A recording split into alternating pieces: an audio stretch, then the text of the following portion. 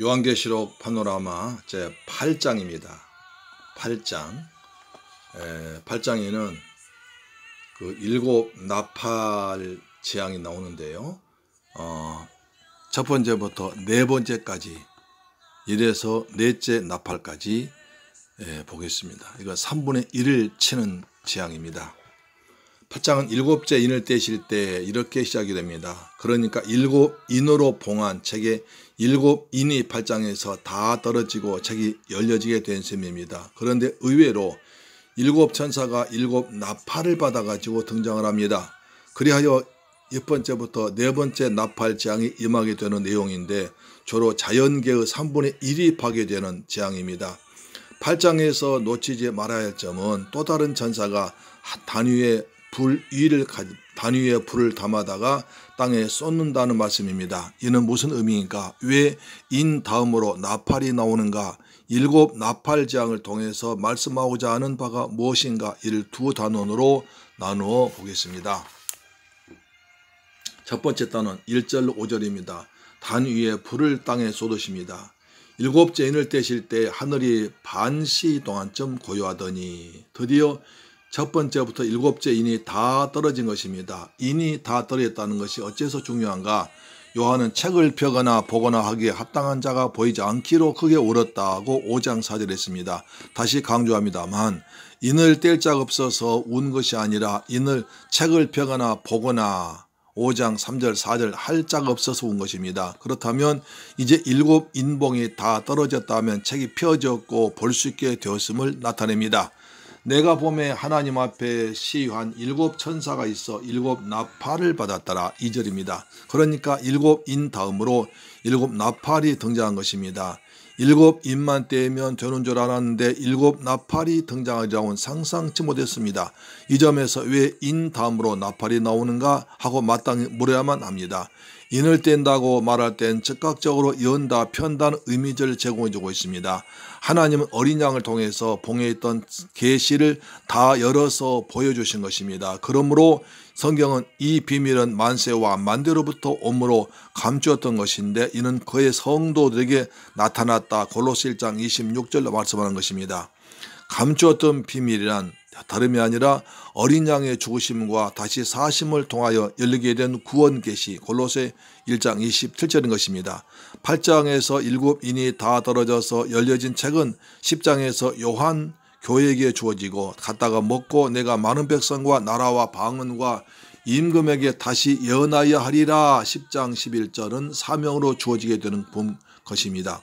그러므로 계시록의 분기점이 봉인된 책을 구원 계획으로 보느냐 심판의 책으로 보느냐에 달렸다 해도 과언이 아닙니다. 왜냐하면 이에 따라서 계시록을 복음 중심으로 해석하느냐 심판 중심으로 해석하느냐 갈림길이 됩니다.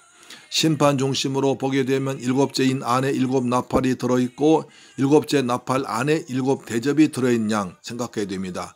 그래서 인을 뗄 때마다 전개된 상황을 인봉한 책의 내용으로 오해하고 어린 양이 떼는 인봉한 책을 심판의 책이라고 말하게 되는 것입니다. 그렇다면 7인은 8장에서 다 떨어져서 책이 펴지게 되는데도 7 나팔장, 7 대접장은 아직 나타나지 않고 봉한 상태로 있는 것을 어떻게 설명할 것입니까?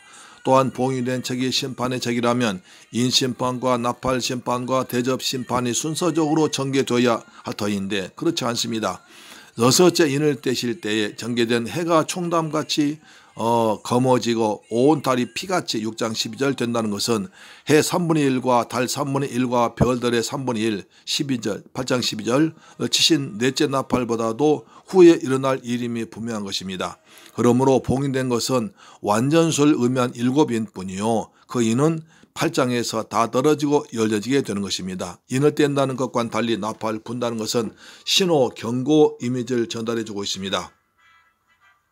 그래서 대비하라는 뜻이 있습니다. 그래서 바울은 만일 나팔이 분명치 못한 소리를 내면 누가 전쟁을 예비하리요? 고린도전서 4장 8절 14장 8절 하고 말씀했습니다. 그러므로 나팔 즉 경고의 나팔이 먼저가 아니라 인을 땜 즉 복음이 열려지는 것이 먼저임을 유념해야 됩니다. 이런 의미에서 7 천사가 7 나팔을 받아가지고 등장한다는 것은 최후 심판이 날이 더욱 가까이 다가오고 있다는 경고요 전쟁을 준비하라는 신호인 것입니다. 이 점이 반시 동안쯤 고요하더니 라는 분위기가 말해준다고 했습니다. 일종의 폭풍 전야와 같은 고요입니다. 그런데 또 다른 천사가 등장합니다. 이는 나팔을 불기 전에 서곡과 같은 장면입니다. 이 막간을 통해서 등장한 다른 천사가 하는 일은 두 가지인데 금향로에 많은 향을 받아가지고 성도의 기도와 함께 하나님께 올려드리는 것입니다. 이 장면은 구약시대에 제사장이 지성소 앞에 놓여있는 금단, 금으로만 향단에 향을 사르던 예표를 통해서 성도들의 기도가 하나님께 상달됨을 나타내주고 있습니다. 또 한 가지 중요한 일은 올라가게 하는 임무만 있는 것이 아니라 천사가 향로를 가지고 단 위에 불을 담아다가 땅에 쏟음에 하고 땅에 쏘는 임무가 있다는 데 있습니다. 그렇다면 땅에 쏘는 것이 무엇일까요? 하나님의 진노입니다. 뇌성과 음성과 번개와 지진이 나더라 5절 하는 것은 하나님의 진노를 나타냅니다. 그러므로 단 위에 불을 담아다가 땅에 쏟았다는 그 단은 향단이 아니라 번제단임이 분명합니다. 왜냐하면 번제단은 죄에 대한 하나님의 진노가 나타나는 곳이기 때문입니다. 어린 양이 죽임을 당하는 곳이 이곳 번제단이요, 그 죽음을 통해서 죄를 속할 수 있었다는 것은 대신 진노를 받았음을 의미하는 것입니다. 그렇다면 언뜻 보기에는 문맥과 동떨어진 듯이 보이는 이 장면이 어떤 의미가 있을 것입니까? 여기에 중요한 요점이 있는데, 이는 저들이 첫째부터 여섯째인까지의 오래 참으심을 통해서도 회개하지 않았음을 의미합니다. 회개하지 않았다는 말은 저들의 죄를 뒤하여 번제단에서 대신 진노를 받으신 하나님 어린 양을 인정하지 않음을 의미합니다. 그렇다면 자신의 죄값을 자신이 받을 수밖에 없는 다른 방도가 없는 것입니다. 그래서 번제단 위에 불을 담아다가 그들 위에 쏟고 있는 것입니다.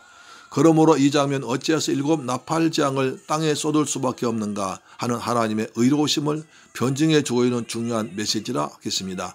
심판을 시행하시는 하나님은 언제나 의로우시다는 것이 성경의 중심입니다. 그러니까 먼저 올려진 성도들의 기도란 이렇게 심판하시니 의로우시도다 16절 5절 19장 2절 하는 기도를 드린 셈입니다. 이런 의미에서 이 부분이 8장의 중심이라 할 수 있습니다. 그래서 5절을 요절로 택했던 것입니다. 7 나팔 재앙을 시행하시기 전에 이 장면을 보여준 의도가 심판이란 우리 대신 진노를 받아서 번제단에서 죽임을 당한 어린 양을 믿지 않은 자들 위에 번제단에 불을 담아다가 쏟는 것이며, 이렇게 심판하신 하나님은 의로우시다함을 보여주고 있는 것입니다. 할렐루야. 둘째 단원입니다. 8장 6절로 13절입니다. 이 3분의 1이 침을 당하는 당배입니다. 7째 나팔 가진 7 천사가 나팔 불길 예비하더라. 첫째 천사가 나팔 보니까 피 섞인 우박과 불이 나서 땅에 쏟아짐에 땅의 3분의 1이 타서 사위고 수목의 3분의 1도 타서 사위고 각종 푸른 풀도 타서 사위더라 합니다. 도표에서 보신 바에도 넷째 나팔의 재앙은 3분의 1을 치시는 재앙인데 주로 화환경이 파괴되는 재앙임을 확인할 수가 있습니다. 다시 강조합니다만 4분의 1 6장 8절을 치도록 허용하신 인재앙보다는 강화된 재앙인 것입니다. 그렇다면 나팔 재앙은 언제 일어날 것입니까?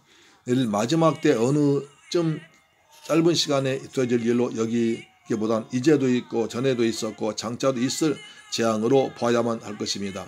이러한 재앙은 구약시대에도 있었습니다. 하나님께서는 벼역한 북이라셀을 흉년과 가뭄과 풍재와 연병과 전쟁으로 징벌하셨으나 너희가 내게로 돌아오지 아니하였느니라. 아모스 4장 6절 8장 4장 6절 8절 9절 10절 11절하고 너희가 내게로 돌아오지 아니하였느니라 말씀을 5번이나 반복하십니다.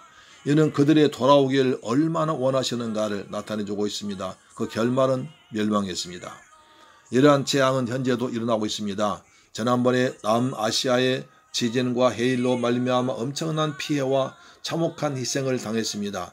이는 분명한 재앙입니다. 그런데도 불신자들은 물론 그리스도인들까지도 이를 자연의 재해로 돌릴 뿐 이를 통하여 회개를 촉구하신 하나님의 음성을 듣고자 하는 사람은 얼마나 됩니까? 또한 이러한 재난이 종말이 가까울수록 그 강도가 더욱 강화되었다가 최후 심판에서 대단원에 막을 내리게 될 것이란 점입니다. 또 다른 점은 국지적인 재난이 아니라 이날은 온 지구상에 거하는 모든 사람에게 이 말이라. 누가복음 21장 35절 하신 대로 지구의 4분의 1, 3분의 1에 미치는 재앙으로 확대되어 가다가 종말 맞이하게 될 것이란 것입니다. 이 점이 마지막 점에서 땅에 거하는 자들에게 화가 있으리라. 이외에도 새 천사의 불나팔 소리를 인하미로다 하고 경고한 후 인대서 나타납니다. 이것은 1장 4절까지의 나팔장에도 불구하고 그들이 강팍하여 회개하지 않음을 말해주고 있는 것입니다. 8장에 우리에게 해주시는 말씀이 무엇입니까?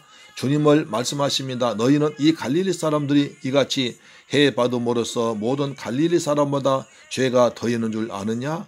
너희에게 이르노니 아니라 너희도 만일 회개치 아니하면 이와 같이 망하리라. 누가복음 13장 2절 3절. 그리고 또 그 망함은 지진이나 해일이 아니요 또한 육신의 죽음만이 아니라 둘째 사망 곧 불못 계시록 20장 14절임을 명심해야만 할 것입니다. 그러므로 성경은 말씀합니다.